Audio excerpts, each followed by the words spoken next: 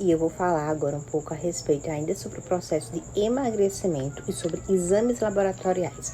Qual é a relação e o que é que tem aí a finalidade concreta de obter um resultado padronizado, além do processo de emagrecimento, na qual muitas pessoas elas acabam não conseguindo avaliar ou diagnosticar, principalmente a depender se faz uso até mesmo de alguns hormônios. Então, por isso, antes de querer o emagrecimento e fazer a utilização de alguns hormônios, seja para o processo de hipertrofia, para ganho de massa muscular, para influenciar no emagrecimento consistente, o ideal, antes de qualquer coisa, claro que é também passar além do nutricionista, porque vai englobar a parte alimentar e várias outras coisas, mas até mesmo para alguns médicos como endócrino, nutrólogo, para ver essa parte voltada exatamente para os hormônios. E o ideal é justamente passar para o profissional que realmente está ali cabível para avaliar todos esses fatores. Porque o que é que corresponde a algo similar? Quando se busca emagrecer, não é apenas contar calorias e não é apenas cortar alimentos. Vai muito além dessa parte, dessa abordagem. E eu vou falar um pouco a respeito sobre alguns exames de sangue que têm total relação e influência significativamente para poder avaliar porque um indivíduo, uma pessoa não está conseguindo, por exemplo, ter um emagrecimento consistente, né? Além do fator do que consumir, também existem outros fatores. E voltado sobre o estado metabólico, avaliar a hemoglobina glicada. E além da hemoglobina glicada, muitas pessoas pensam que apenas a glicemia, por exemplo, corresponde a algo voltado para um excesso de peso, diabetes ou não. Então é entender que a glicose nada mais é do que apenas um parâmetro básico. Tem que correlacionar, observar, além disso, a glicemia em jejum, a resistência à insulina, a hemoglobina glicada, o OMR, a forma como tudo isso se relaciona e aí propaga realmente uma possibilidade de ter ou não uma resistência à insulina, uma diabetes, mas de propagar o emagrecimento consistente.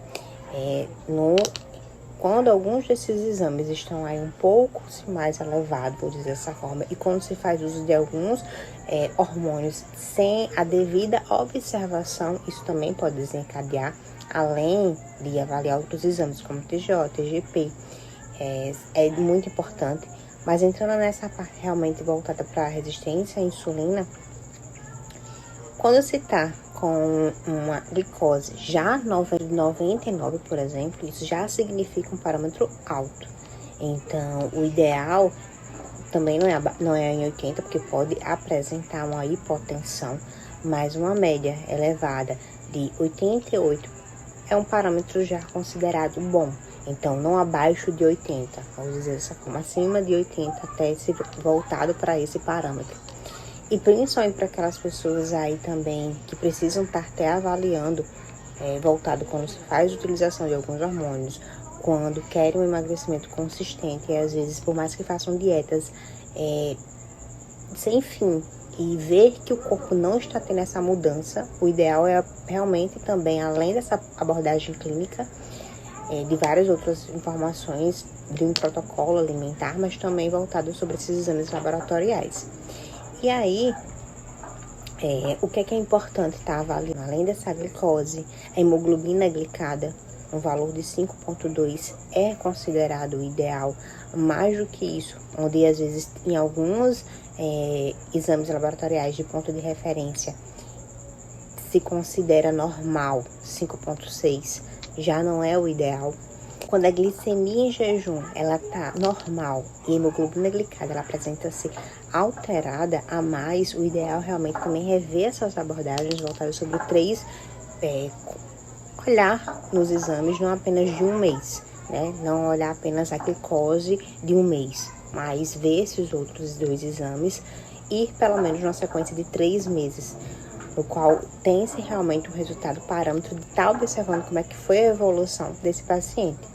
Porque uma barriga mais estufada, dificuldade para emagrecer, uma distensão maior abdominal, pode estar muito relacionada justamente a uma resistência maior de insulina. E para controlar uma resistência maior de insulina, o ideal se ver um protocolo adaptado, não apenas para o emagrecimento vago de calorias, mas para o emagrecimento constante, um emagrecimento evolucional também voltado para o emagrecimento, onde se tem que se auto-observar.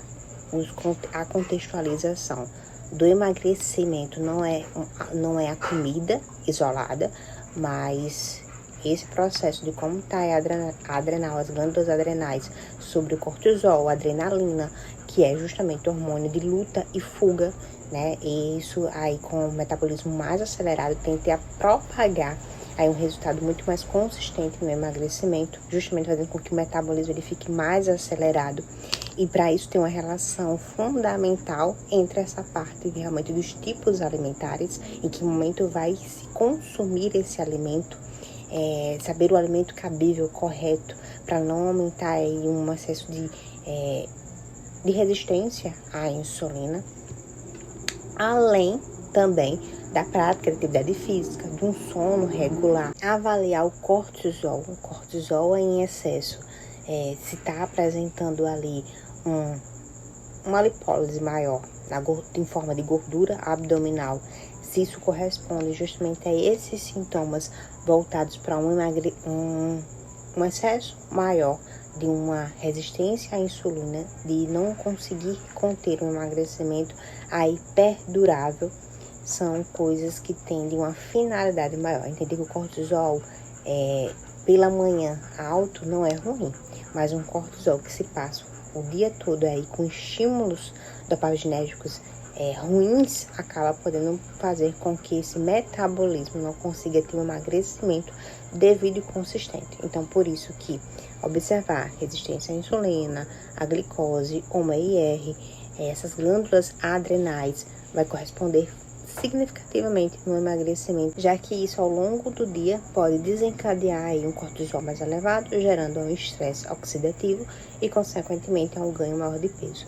Então, rever esses parâmetros hormonais, principalmente para aquelas pessoas que fazem uso de algum contraceptivo hormonal e que não vê um resultado eficiente no emagrecimento, principalmente fazendo dietas desreguladas, porque entender também que não adianta fazer uso de hormônio se não realmente faz o protocolo alimentar, porque quando se busca uma hipertrofia realmente bem acentuada com hormônios, se não tem a parte da alimentação, apenas o tipo do que se está utilizando não tem um resultado fidedigno, muito pelo contrário, ela pode aumentar realmente até ter o efeito rebote. Então, para isso não acontecer, e até mesmo para se ter um emagrecimento ali fidedigno com o corpo magro, o que é que significa o corpo magro?